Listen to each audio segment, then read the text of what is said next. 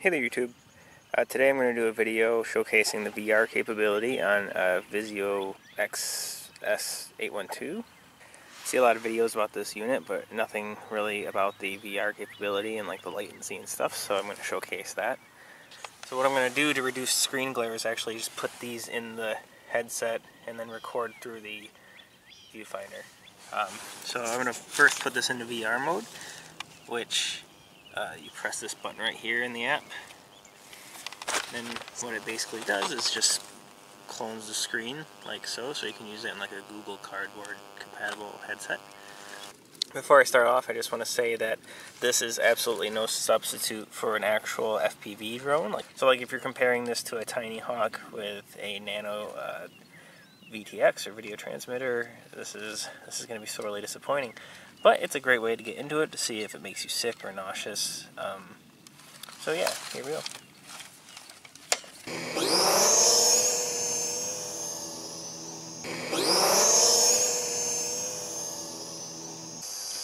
Alright, so I'm going to try to get the latency in frame for you.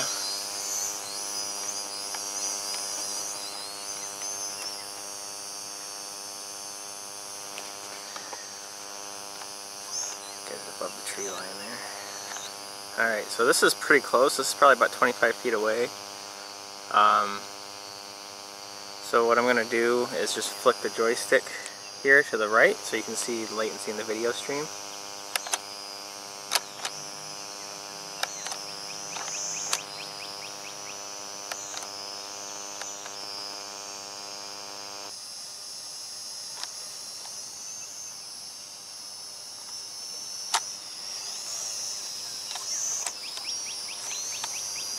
Alright, so I'm going to get it a little bit further away now. Alright, so just watch me flick and then the delay in the stream.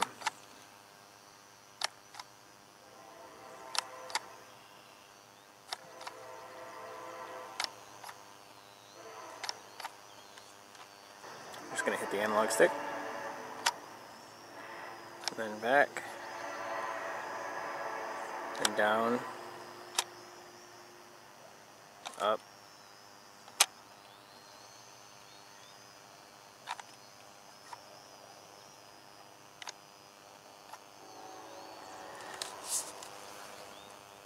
So I will say the reception is a little bit better when it's mounted to the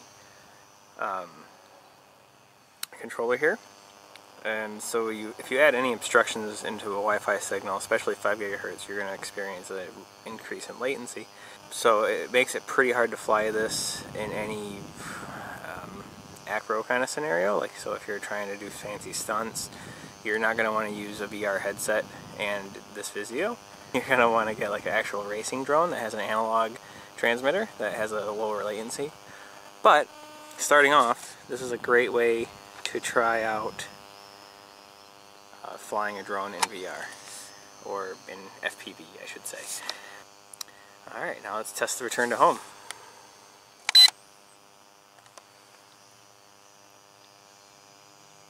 It's always scary seeing it take off on its own.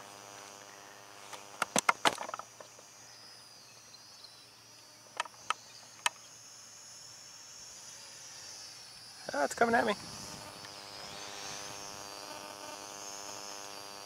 Ah, it's almost overhead now.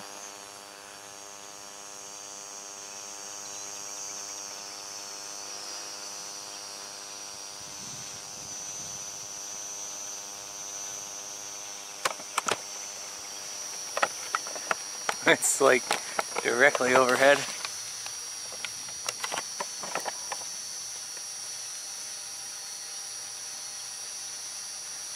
I don't know why it's not coming down. Oh, there it comes. Holy crap, it's gonna drop right on us.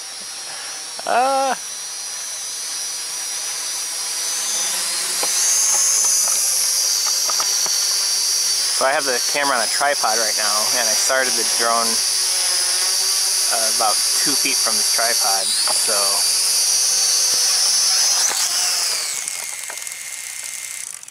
that is pretty awesome.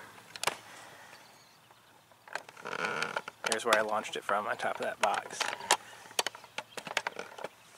And one other thing about VR mode You can't start the recording on the app from VR mode. If you press the little record button, it will say no insert SD card, because there is not one in my drone. But if I go back into the app and go out of VR mode, I can start recording the screen on the phone, like so.